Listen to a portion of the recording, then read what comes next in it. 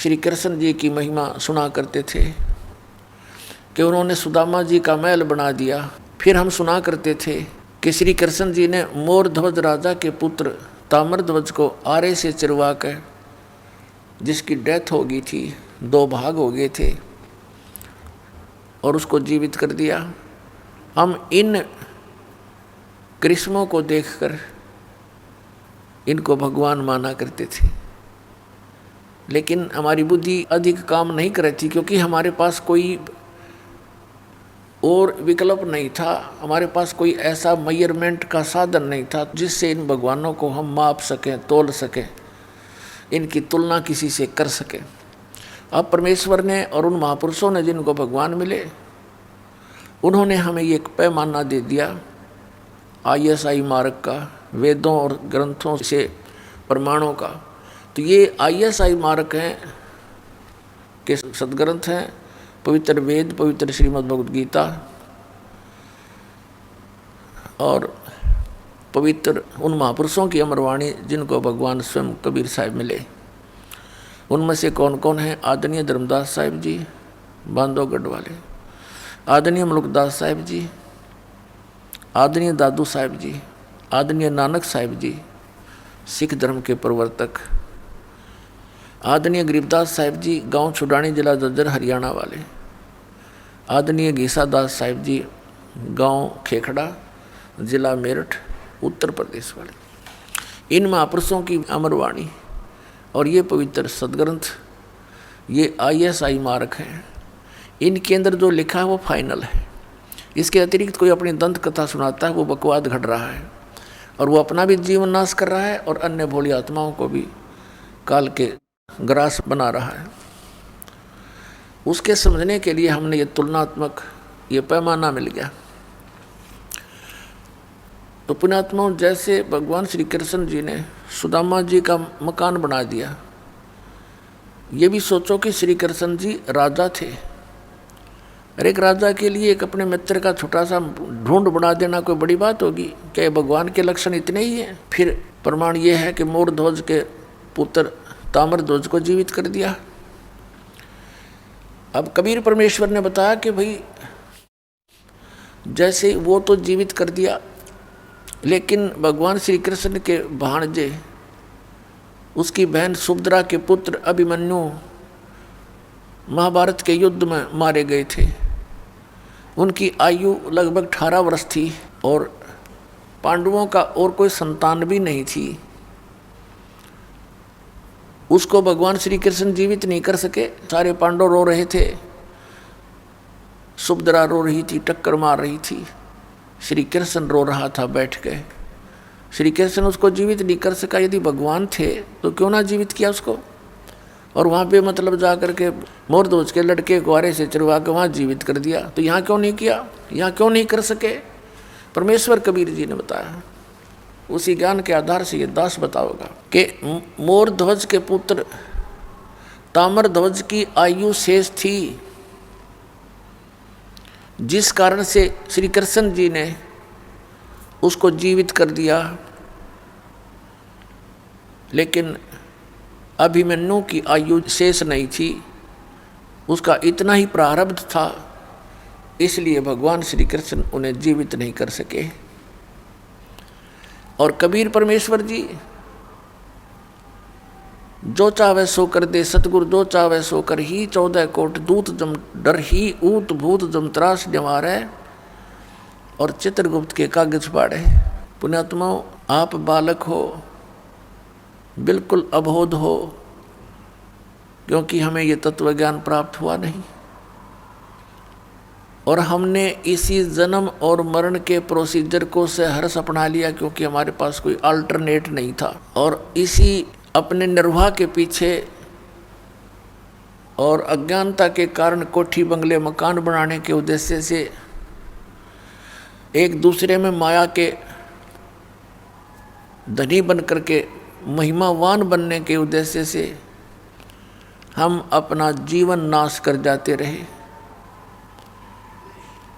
पुण्यात्माओं, ये कोई जीवन है? यहाँ पर सुबह उठे हैं, खाना खाया, फिर पेट के ही लिए, यानी इस शरीर को सुरक्षित रखने के लिए, जीवित रखने के लिए इसी में डालो, इसी से काम लो, इसी में डालो, इसी से काम लो। सामने सो, सुबह उठो, सुबह उठते फिर लग जाओ, फिर पड़ जाओ, फिर उठ जाओ, फिर पड़ जाओ, और पता नहीं किस टाइम जीव की अचानक मृत्यु हो जाए। और जिस संपत्ति के जोड़न में सारा जीवन नाश कर दिया, वो तेरे साथ चला रही। ये मूर्ख बना रखा अपने को। परमात्मा कहते हैं राम नाम कड़वा लगे, मीठे लागे दाम, दुविधा में दोनों गए, माया मिली ना राम। एक उदाहरण देते हैं जो दास को खटक रहा है, और बहुत ही जीवित उदाहरण है आप जी के लिए बहुत सुधरने का। मेरे पूज्य गुरुदेव जी का आश्रम है तलवंडी भाई, जिला फिरोजपुर, पंजाब में। पूज्य गुरुदेव जी के सतलोक गमन के उपरांत ये दास वहाँ सत्संग करने जाता था सैटरडे सैटरडे को वहाँ पहुँच जाते थे। तो वहाँ के जो भक्त थे, गुरुदेव के जो शिष्य थे, उनका कोई रिश्तेदार वहाँ कोई वृद्धा गुजर गई थी, बुढ़िया की मृत्यु हो गई थी। उसका शोक व्यक्त करने के लिए शुक्र को आया था। शनिवार को वो जाने लगा 4 बजे से शाम को। उन्होंने कहा कि आप जी आज रुक जाओ। सपरिवार था वो, 4 सदस्य थे घर के, वो पति पत्नी, एक बेटा और एक बेटी। छोटी आयु के थे बच्चे, 10-12 वर्ष के आसपास। उनसे कहा कि आप आज रुको रात्रि में, और सुबह सत्संग सुन के जाना। संडे को सत्संग होगा, रविवार को। उसने कहा नहीं, मुझे बहुत अनिवार्य है जाना, वहाँ चंडीगढ़ जाना है, मैंने बहुत अनिवार्य कार्य है, ज़रूरी काम है। उन्होंने कहा काम तो सारी उम्र ही करने होते हैं, आप सत्संग सुनो। वो कहता है सत्संग मैं सुनता ही रहता हूँ। फिर उन्होंने कहा कि सत्संग ऐसा आपने नहीं सुना होगा जो सत्संग कल सुनोगे। वो कहने लगा नहीं नहीं, आपको नहीं पता, मैंने वहाँ पर एक अनुबंध करना है, एक एग्रीमेंट करना है किसी पार्टी से, और उसमें मुझे लगभग 5 लाख रुपए का बेनिफिट होगा। यह सन 1997 की बात है। 1997 के 5 लाख, आज के तो 50 लाख समझ लो। बहुत समझाया पर माना नहीं, चला गया। अंबाला के पास एक बजरी का भरा हुआ ट्रक खड़ा था, बजरी का भरा हुआ। वो किसी कारण से उसके डिफेक्ट हो गया था और उसको जैक लगा रखा था, पिछले व्हील निकाल रखे थे, जैक पर खड़ा था। और उसने तो उसमें वो 5 लाख दिखाई दे थे, कुछ ना दिखा आगे पाछे। और वो मारुति कार में 4 सदस्य थे। वह पूरी स्पीड से गाड़ी उस ट्रक के नीचे घुस गई। वो ट्रक पड़ गया, लगते हैं पहले तो उससे मर लिए होंगे झटके में, और पूरे के पूरे गाड़ी समेत वहाँ दब गए उस ट्रक के नीचे, और 4 मर गए। अब चाट ले उन 5 लाख के बेनिफिट ने, सिर पर धर कर नाच ले। भगवान बताते हैं राम नाम कड़वा लागे, मीठे लागे दाम, और दुविधा में दोनों गए, माया मिली ना राम। पुणात्माओं, परमात्मा से डर कर जो प्राणी चलेगा, यदि वो नालायक आदमी रुक जाता रात को, उसकी वह बला टल जाती, भगवान का सत्संग सुनने को मिलता, और कभी प्रेरणा भी हो जाती नाम से जुड़ने की। क्योंकि सत्संग में आने से हमारे अंतःकरण के मैल नाश होते हैं, हमारे ऊपर पाप चढ़े हुए होते हैं, जिस कारण से परमात्मा में अरुचि बन जाती है। तुलसी पिछले पाप से हरिचर्चा ना भावे, जैसे जबर के बेगते भूख विदा हो जावे। जैसे मलेरिया जबर के व्यक्ति को भूख नहीं लगती, कुछ खाने की चेष्टा करता है, रोटी आहार प्रतिदिन खाने वाला पदार्थ भी कड़वा महसूस होता है, उसको देखने की भी रुचि नहीं बनती। काजू सेब संतरे भी उसको अस्वादिष्ट लगते हैं। पुण्यात्माओं, न काजू कड़वे हैं, न मनुखा दाख कड़वी है, ना वो आहार रोटी कड़वी है, उसके शरीर की व्यवस्था बुखार ने खराब कर दी। उस जवर के प्रभाव से उस व्यक्ति को वो स्वादिष्ट वस्तु भी कड़वी महसूस हो रही है। अब उसका ट्रीटमेंट क्या है कि कड़वी कुनीन ही खानी पड़ेगी, ना चाहते हुए फांकी मारनी पड़ेंगी उन कड़वी गोलियों की, और फिर वो जवर कम होगा। जितना जवर कम होता चला जाएगा उतना ही भूख लगती चली जाएगी। और पुण्यात्मा, एक दिन उसको इतनी भूख लगती है जब वो स्वस्थ हो जाता है, लुखी सूखी रोटी भी, सब्जी भी ना हो, कहता घर वालों को दे दे जैसी है, और खा जाता 3-4 रोटी बगैर किसी सब्जी आदि के स्वाद बनाए बिना ही खा जाता। इतनी भूख लगती है। पहले उसको एक ग्रास भी मुख की तरफ करना दूभर हो गया था। इसी प्रकार परमात्मा हमें याद दिलाते हैं कि जैसे पाप कर्मों के कारण आपकी आत्मा पर जवर हो गया, आप जी को ये राम नाम की इतनी मीठी वस्तु, इतनी स्वादिष्ट, ये आज कड़वी लगे, अच्छी नहीं लगती। इसका इलाज क्या है, उपचार क्या है कि आप जी ना चाहते हुए भी सत्संग सुनना पड़ेगा। मन नहीं मानता है क्योंकि वो तो जवर है, लेकिन जवर को उतारने के लिए रोटियों से भी कड़वी गोली खानी पड़ी, तो इसलिए आप जी ने सत्संग सुनना पड़ेगा, चाहे बैठ जा, जबरदस्ती बैठा रहे वहाँ पर। और फिर क्या होता है, ये परमात्मा की अमर वाणी है, और पूरे संत के द्वारा जब ये उच्चारण की जाती है उनका असर न्यारा होता है। एक आम आदमी तो रोज पढ़ रहे इन वाणियों ना, किससे का असर नहीं।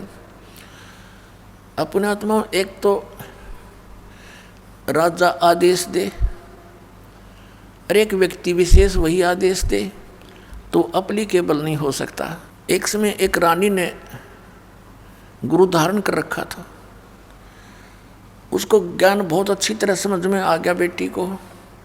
वो अपने पति से प्रतिदिन प्रार्थना करती थी कि नाम ले लो, ये राजपाट सदा नहीं रहेगा, सदा राजा नहीं रहोगे तुम। वो कहता था तू ले रही नाम है, मैं के न्यारा लूँगा, आप ले रही, बस घर में एक बहुत है। संत से सुने हुए ज्ञान से वो कहा करती थी, देखो जी मैं खाना खाती हूँ तो मेरा पेट भरेगा, आप खाओगे तो आपका भरेगा, तो आपने भी भक्ति करनी चाहिए। वो कहता फिर मैं लेता हूँ, सुबह उठकर राम राम करता हूँ और ओम जय जगदीश हरे की आरती गाता हूँ। तो उसने बताया जी ऐसे काम नहीं बनेगा। संत जी ने, गुरु जी ने बताया कि गुरु बिन माला फेरते, गुरु बिन देते दान, गुरु बिन दोनों निष्फल हैं, चाहे पूछो वेद पुराण। राजा ने सोचा यार रोज कान खावे मेरे, इसके गुरुजी से ही डिस्कस करके आता हूँ मैं एक दिन, और उससे पूछता हूँ कि क्यों दुनिया को मूर्ख बना रहे हो तुम, इनको बहका रहे हो अपने पैसे ऐंठने के लिए। भगवान ने कि तब बैठ कर भजले, घर पे भी तो भज सकते हैं, गुरु की के आवश्यकता। इस उद्देश्य से उसने कहा अपनी पत्नी से, ठीक है मैं एक दिन तेरे गुरुजी से मिलना चाहता हूँ। रानी की खुशी का ठिकाना नहीं रहा कि एक बार यूँ आ चला गया तो इसके 16 दिन आ जाएंगे, सुदन आ जाएंगे। राजा ने कहा मैं परसों चलूँगा। रानी ने अपने गुरुदेव से बताया। अब गुरुदेव तो जान उनको परमात्मा की कृपा होती है, वो समझ गए कि राजा कोई कुबद लेकर आवेगा ना, राजा की इतनी अच्छी किस्मत नहीं होती वो सत्संग में आ जाओ तो बकवादा में राजी रहा करे। क्यों उस समय उसका आगे पाछे 50-60 आदमी सलूट मारनी है, जी सर करनी है, उसने भगवान की आवश्यकता कतई नहीं होती, वो तो ज्ञान से पता लगता है। राजा आया और अच्छा आसन दे दिया गया राजा को। तो संत जी ने कहा कि आओ राजन, कैसे आगमन हुआ। राजा तो जिस उद्देश्य से गया था सीधा ही बोला कि आप क्यों बोले बालों को मूर्ख बना रहे हो, क्या गुरु बनाना आवश्यक है, भक्ति तो वैसे भी कर सकते हैं, क्यों दुनिया को मूर्ख बनाए बैठा है। तो संत ने सोचा कि अब मैं जय इसके प्रश्न का उत्तर नेगेटिव दे दूंगा, उसको तो नेगेटिव लगेगा, तो ये ना जाने के कुबद कर देगा। उसने कहा राजन अब तो मेरा भजन का समय हो गया है, मैं कभी आपके घर आऊँगा और आराम से बैठ के डिस्कस करेंगे।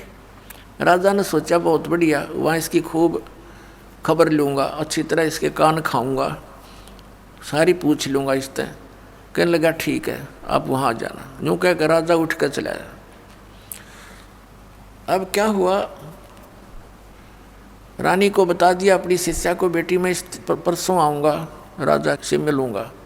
उसने जाके घर बता दिया कि कल गुरुजी आओगे मेरे। अब राजा बाहर बैठा सिंहासन के ऊपर, नो सज दे के अपनी पूरी टौर दिखाने खातिर आसपास सैनिक खड़े, बॉडीगार्ड, अंगरक्षक, नौकर। अब बाहर पहरेदारों से यानी नौकरों से बोल दिया गया कि एक संत आएंगे, रानी के जो संत हैं। वो नौकर जानते थे क्योंकि रानी को साथ लेकर जाते थे रथ वगैरह में, कि उसको आने देना, रोकना नहीं। अब वो संत जी सीधे जा रहे थे, राजा बैठा सिंहासन पर, ऊंचे आसन पर, सैनिक खड़े थे। उस संत ने कहा कि सैनिकों, इस राजा को अरेस्ट कर लो, जेल में डाल दो। अब वो उसके मुंह की तरफ देख रहे हैं कि यू क्या बकवास कर रहा है, और वो राजा भी देख रहा है कि अच्छा बकवास दिया आदमी, ये तो मेरे राज्य को हड़पना चाहता है। उस संत ने फिर कहा कि तुम्हें सुनाई नहीं देता, अरेस्ट करो इसको, गिरफ्तार कर लो इसको, ये बैठा सिंहासन पर। अब वो टस से मस नहीं हुए, वो आज्ञा का इंतजार कर रहे हैं, आदेश का, कि राजा क्या आदेश देता है, इसका बकलता रहे भी। राजा ने कहा कि इसको अरेस्ट करो। इतना कहना ही था कि पकड़ ली बाजू दोनों तरफ से। अगला आदेश क्या होगा ये वो इंतजार कर रहे थे। तब वो संत कहता है कि राजन, गराए आदमी की बेइज्जती नहीं करा करते, आप तो तू बुला के आया मेरे को, राज मेरी बेइज्जती कर रहा है। राजा बोला तेरा दिमाग खराब हो गया, तो ये शब्द कैसे बोले कि इसको गिरफ्तार कर लो। उस संत ने कहा कि मैं आपके प्रश्नों का उत्तर देने आया हूँ कि गुरु के बिना क्या भगवान की भक्ति नहीं हो सकती। राजा बोला कि ये कैसा तेरा उत्तर भाई, कि मैंने छुड़वाते देख बनते फिर बताऊंगा। तब उस राजा ने कहा छोड़ दो, उन्हें छोड़ दिया। अब संत ने कहा कि देखो राजन, जो शब्द मैंने बोले थे वही आपने बोले। मैंने इनसे बोला था राजा को अरेस्ट कर लो, ये टस से मस नहीं हुए, और आपने वही शब्द बोले थे इसको अरेस्ट कर लो। ये सभी गति में आगे और तुरंत मुझे गिरफ्तार कर दिया। आपके वचन में शक्ति है, मेरे वचन में वो शक्ति नहीं है जो आपके में है। आपके आदेश लागू हो गया। इसी प्रकार आध्यात्मिक मार्ग में मेरे वचन में शक्ति है, और मैं जो वचन दूंगा वो कार्य करेगा, और आप उसको कहते रहना, वो कार्य नहीं करेगा। ठीक इसी तरह ये उदाहरण समझ ले। राजा की बुद्धि साफ होगी, नीचे उतर गया सिंहासन से, चरण पकड़ दिए। तो पुण्यात्माओं, ऐसे जो साधना हम गलत भी करते हैं, अपने मनमुखी भी करते हैं, उससे भी लाभ नहीं होता। तो संत के वचन में शक्ति होती है, और उस शक्ति से ही वो शब्द आपके अंदर काम करता है। जैसे जो औषधि होती है, इंजेक्शन के माध्यम से शरीर में प्रवेश कर दी जाती है तो वह काम करेगी, और बगैर सिरंज के वह अंदर नहीं जा सकती। तो ये समझो कि संत की वाणी सिरंज होती है, वो आपके अंतःकरण में इस मंत्र को प्रवेश करती है, फिर वो मंत्र आपके यहाँ कार्य करता है। इन्हीं मंत्रों को अन्य आदमी देता रहेगा, कोई लाभ नहीं होगा, अधिकारी है ही नहीं वो उसको देने का। तो इस प्रकार संत वचन की शक्ति से आपके अंदर भक्ति प्रवेश करते हैं, और फिर इस सत्संग के माध्यम से ये वाणी, अमर वाणी जो महापुरुषों ने बोली थी, उस वाणी को अधिकारी बोलता है तो वो आपके ऊपर असर करती है। वो ऐसे असर करती है जैसे किसी को सर्प डस जाता है, और उस सर्प के विष उतारने का एक मंत्र बोलता है गार्डू, वो सपेरा। तो उस समय वो व्यक्ति मूर्छित पड़ा होता है जिसको सर्प ने काट रखा है। उसको पता ही नहीं ये बोलने वाला क्या वाणी बोल रहा है, और उसको बार बार उच्चारण करने से कुछ समय के बाद उसमें हलचल होती है, विष उतर जाता है, और न उस वाणी को वो समझता है कि बोल क्या रहा है। तो पुण्यात्माओं, ठीक इसी प्रकार हमारे अंतःकरण, हमारी आत्मा पर पाप कर्मों का विष चढ़ा हुआ है। इन महापुरुषों की वाणी, सदग्रंथों की वाणी और अधिकारी के द्वारा बोली गई आपके ऊपर से वो कुछ ऐसे जो पाप होते हैं वाणी के पाठ उच्चारण श्रवण करने से ही कटा करते हैं, क्योंकि हम जब तक परमात्मा के चरणों में नहीं आते, सत्संग रूपी इस धोबी घाट पर हम नहीं आते। ये ड्राई क्लीन की शॉप समझ लो, यहाँ पर ड्राई क्लीन की दुकान है यहाँ। तो जब तक हम इसके संपर्क में नहीं आएंगे तो मैल कैसे समाप्त होगा? मैल समाप्त हुए बिना उज्जवल कपड़ा कैसे होगा? तो आप यहाँ आते हो, अपने मित्र प्यारों को भी लाते हो। हमने भी जितने दिन सत्संग होता है सबको आना अलाउड कर रखा है, आओ सत्संग अवश्य सुनो। बाकी समय में हम केवल अपने भक्तों से ही मिल पाते हैं, अन्य से कोई हम डिस्कस कर भी नहीं सकते, इसलिए अन्य को आमंत्रित नहीं करते। अन्य दिनों में सत्संग के दौरान सभी आ सकते। तो कोई मित्र, कोई रिश्तेदार, रिलेटिव किसी के साथ आता है तो चाहे वो किसी उसकी शर्म से भी आ गया, प्रार्थना से आ गया, किसी कामवश आ गया, तो यहाँ सुनेगा। वो चाहे अनचाहा बैठा रहे, उसके ऊपर भी उस गारुड़ के मंत्र की तरह असर हो रहा है। और एक दिन ऐसा आएगा कि उसको भूख लगेगी उस परमात्मा की वाणी की, और फिर वो ऐसा आएगा कि लोग यूँ कहेंगे इसका भी पता नहीं कि मंत्र मार दिया।